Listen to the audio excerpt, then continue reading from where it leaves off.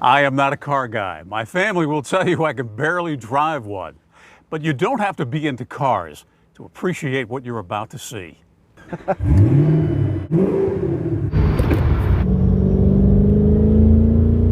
Speed and Beauty, a collection covering over 50 years of cars. You can see it's cool, right? Two Vipers, a restored 1970 Dodge Charger RT, a 69 Plymouth Roadrunner. They go. A Corvette, a Tesla, a plum crazy Challenger, and a Richard Petty Mustang specially modified. It's 825 horsepower. It's one of only 43 ever made. The engine comes with the King's autograph. And then he signs it and hands you the keys. But the most valuable car in the collection is this one, a 2004 Ford GT. This is probably the most famous American sports car of all time. So it's a 6-speed, 550 horsepower, weighs about 3,500 pounds. It's the jewel of Dave Gilliland's collection, a car he's wanted since he was 14, the year Ford beat Ferrari at Le Mans. All those years I kind of coveted one, never dreaming I'd ever get one. And I was just blessed to be able to do it. Here's your vacuum boost for the supercharger. The Ford GT may be Dave's most valuable car. He says it's worth about $300,000, more if he didn't drive it so much. But it's not his favorite. I rebuilt it so it looks like the day you bought it in 1970. Dave's favorite is this Dodge Charger RT that comes in burnt orange poly with a white top. It's a classic. It might be the second most valuable car I have, actually. Seriously, what is it worth? Maybe $100,000. Are you serious? Dave says he paid $2,000 for the Charger 50 years ago. And I borrowed $300 from my dad, and I still owe him the $300. During our ride in the Charger, Dave tells us the one thing he never does with the cars he collects. A lot of people buy cars to keep for a few years and then they resell them at the auctions, and I've never done that. Dave still has the first car he ever bought, this 1966 Dodge Coronet. It comes in a color known as Easter egg. And like all of his cars, it's fast. You have your share of speeding tickets? Yeah, oh yeah, honestly. Not as much as you think, though. Dave's collection isn't limited to muscle cars of the past. One of his latest doesn't even have an engine under the hood. This is the top of the line Model S Tesla, and this is a 2017. Okay. And the only negative is they're expensive. This was $100,000. Dave says the Tesla is the heaviest car in his collection and the fastest. It can go from 0 to 60 in 3 seconds. Oh, it's the future. You're going to see it happen. You're having fun with this stuff, though? Well, yeah. I mean, if you like cars, and you know what it really is, it's fun to have the cars and see them and have them, but it's the connection to the other people. Dave says he remembers connecting with a 5-year-old boy at a car show. The boy's mom asked if her son could sit in Dave's car. We were talking, and I heard him over there going, boom, boom. It was the cutest thing. And I said, you know, I'm just going to let people touch them. I can always wipe them off. Some guys are so paranoid, no.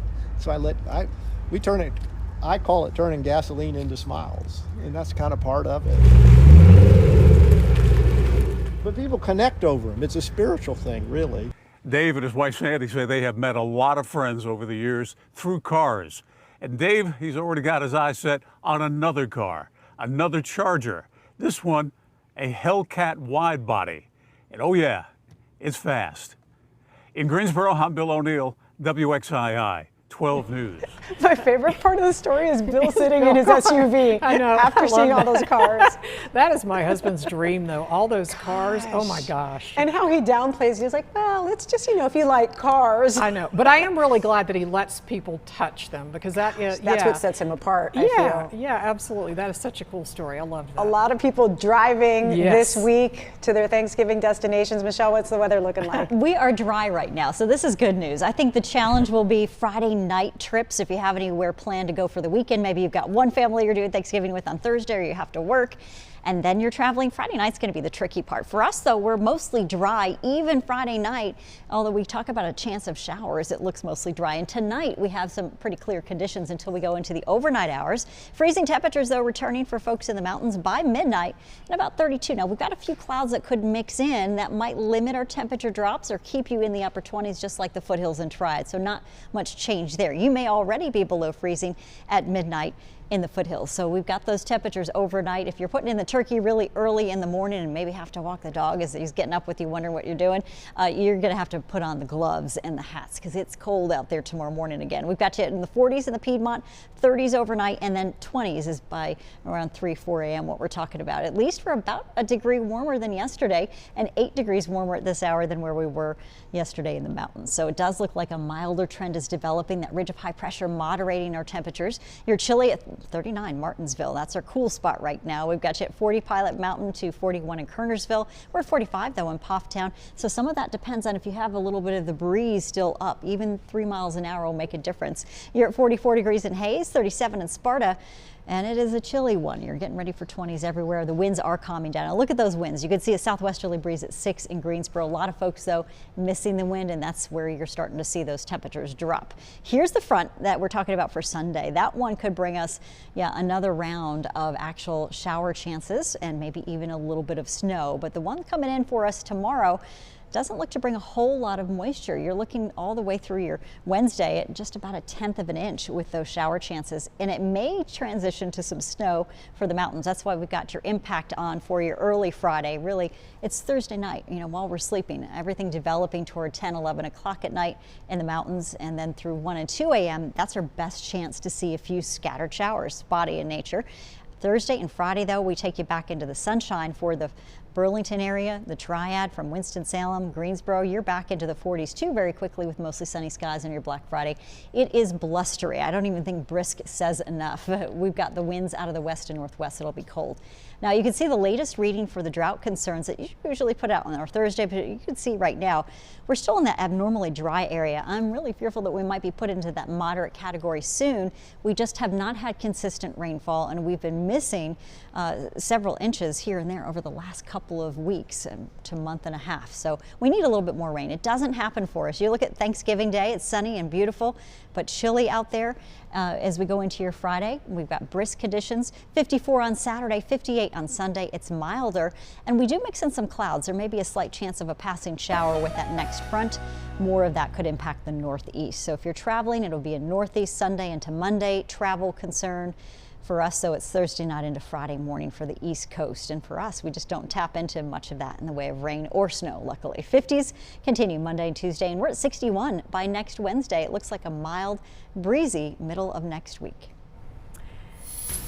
For families with picky eaters, holiday meals can be challenging, to say the least. Still ahead, some ways you can make sure that your child tries new foods while they're at the dinner table.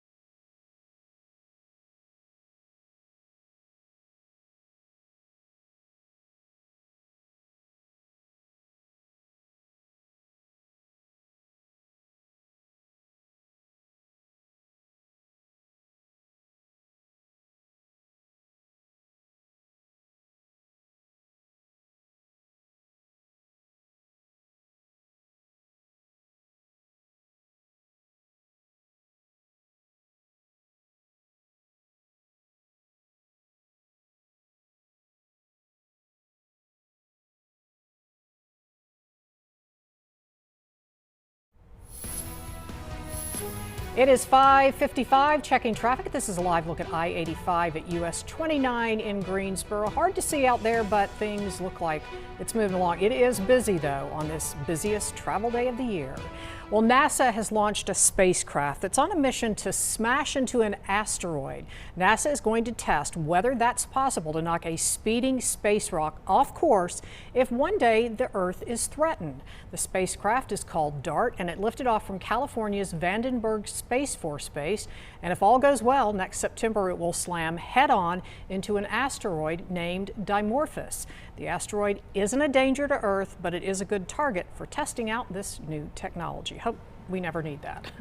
Well, picky eating certainly is common among children. Yeah, and this Thanksgiving, if you're trying to get them to try new things, I mean, it could be a real struggle for families. But health experts say that there are 5 ways to survive the holidays. Set realistic expectations, give small portions of new food, give your child options, let them help you cook the meal, and celebrate success.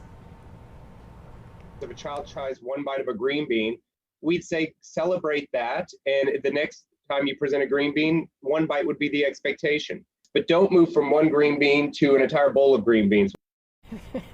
See, that's common sense, right? Really. Dr. Sharp says that extreme cases of picky eating may often indicate there's a larger issue going on, something like an eating disorder.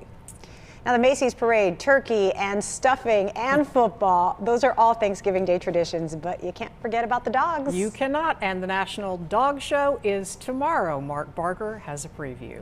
Time to get up close and personal with pooches again. John O'Hurley and David Fry hosting the 20th anniversary of the National Dog Show. When we began back in 2002, we were lucky enough to have 19 million people surprise us and watch our first show. Today, we expect audiences of up to 30 million watching the show. A pandemic-impacted event last year saw cardboard cutouts completely replace fans, and even the host worked remotely. This year, the human herd still thinned a bit, but more than 200 dog breeds will be taking part, including the newest, the Beaver Terrier. Looks a little bit like a Yorkie, except it's got white in it. It's a little bit larger than a Yorkie, but not much. Sweet little dogs. I'm surprised it took them so long to get to the party. And it is indeed a party. Ideal specimens strutting their stuff and trying to charm the judges, as did last year's winner, a Scottish deerhound named Claire. They also have to have a bit of charisma and personality, if you will, in the ring. It's a dog show, and you got to show. Can you win? Getting an up-close look at the backstage preparation, O'Hurley's 14-year-old son, William. I'll remember what I've always told you. If you pick through all of this hair and you find only one eye, you've got the wrong end of the dog. And even after watching these regal canines, Fry has a suggestion for the nation's more than 60 million dog owners. When it's all over, lean over, hug your dog, and say, "You're my best in show dog." No judging needed for that.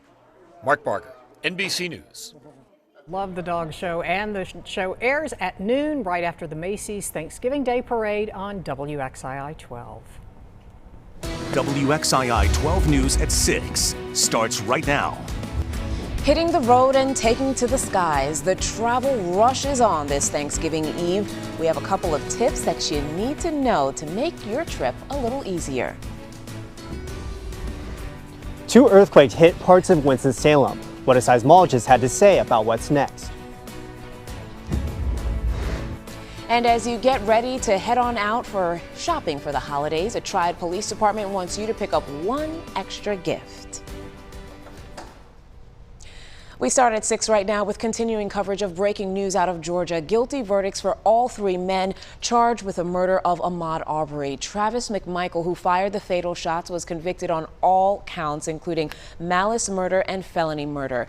The father, Gregory McMichael, and neighbor William Bryan were acquitted of malice murder, but convicted of felony murder and other charges. Ahmaud Arbery was shot to death while jogging in a neighborhood outside of Brunswick, Georgia, in February of last year. Cell phone video recorded by Bryan shows the men chasing Arbery and cornering him with their pickup trucks before a scuffle broke out and Travis McMichael shot Ahmaud Arbery at close range with a shotgun, killing him.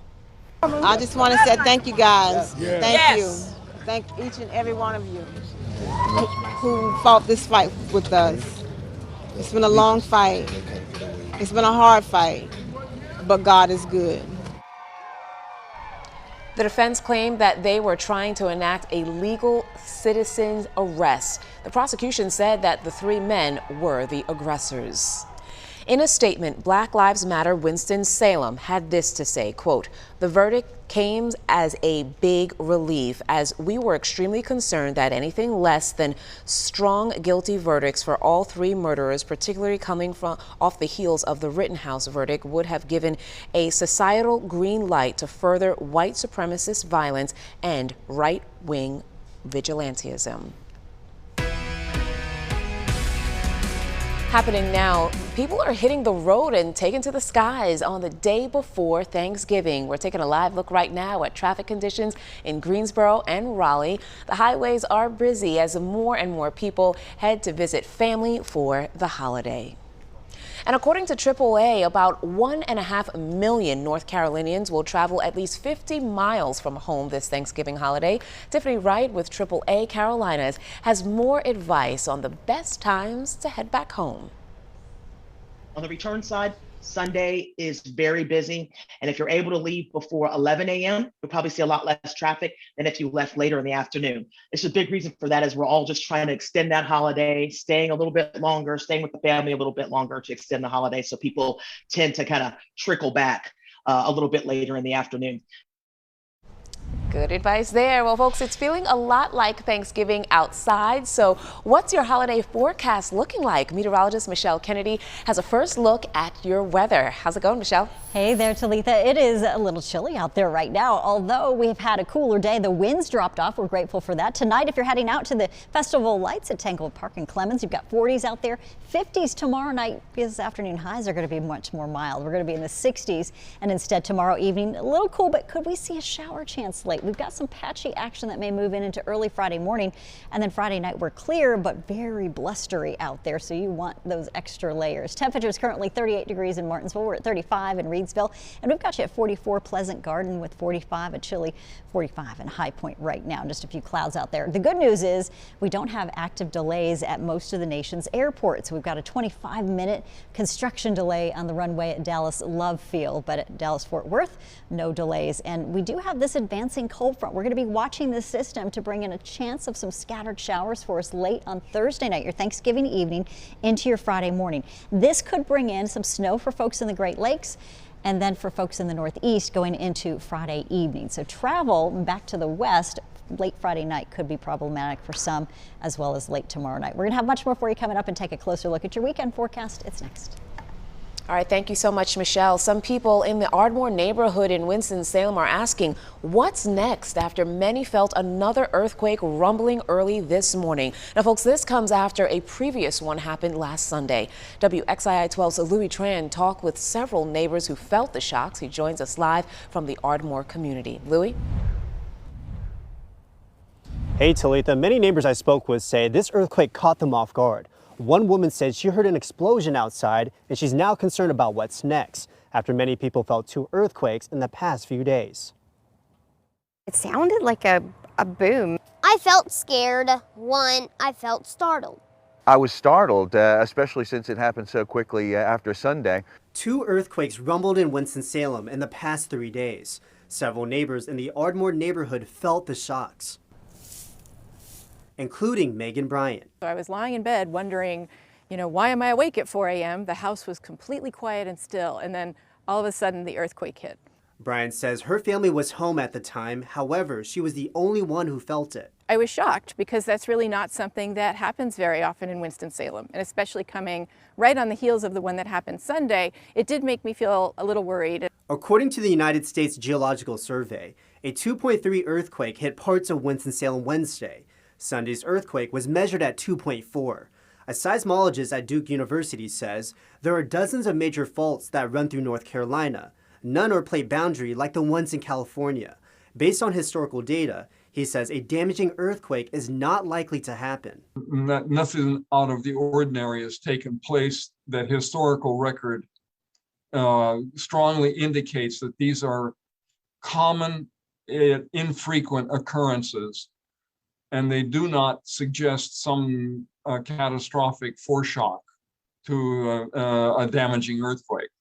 To best protect yourself from an earthquake, the CDC recommends to seek shelter under a sturdy table. Stay away from outer walls and windows. Now, if you're outside, go to an open area away from trees and buildings. Advise some parents are now reminding their kids this holiday weekend. This earthquake really drove home to me that I have not taught my kids what you're supposed to do during a big earthquake. And because there's fault lines all over the world, that's a good lesson for them. So we'll be spending a little time this Thanksgiving just reminding them. There are no reported injuries, no damages to nearby homes. However, some people did take to social media saying some of their dishes did break. In Winston-Salem, I'm Louis Tran, WXII 12 News. New at 6, Greensboro police say the city's new license plate cameras led to a pair of arrests. We're told Catherine Sanford as well as Brandon Hosley, they are both now in custody. Police say last Tuesday they tried to rob a convenience store at Old Highway 421 and Pleasant Garden Road, then robbed a store on the other side of the highway this past Monday. Police in Mayodan say that they have a suspect in custody now after shots were fired at a home. Around 6:30 yesterday evening, officers were called to the Mount Villa Apartments that's located along North Ayersville Road. Nobody was hurt, and this morning police arrested 18-year-old Sean Hand. He is now in the Rockingham County Jail under a $1 million secured bond. The Alamance County Sheriff's Office says that an inmate attacked 2 detention officers, and we're told Glenn Smith Jr. was being placed in a holding cell while all of this unfolded. Apparently, a sergeant walked in to turn on a phone inside, and while the phone was being activated, investigators say this man right here on your screen, Smith, slammed the sergeant's head into a concrete wall. Investigators say that Smith then walked out of the cell and locked the officer inside. Another lieutenant spotted Smith near the exit door and told him to stop, and that's when he reportedly is accused of breaking a plastic bin over the lieutenant's head and hitting him. Other officers were able to restrain him. The sergeant suffered minor scratches. Country Club Road in Winston-Salem now back open after a fire involving a sign truck this morning. This right here is video from the fire department. We're told a sign truck got entangled in some power lines in that area near Gordon Drive, and it ended up catching on fire. It is not known if the driver or any workers were hurt.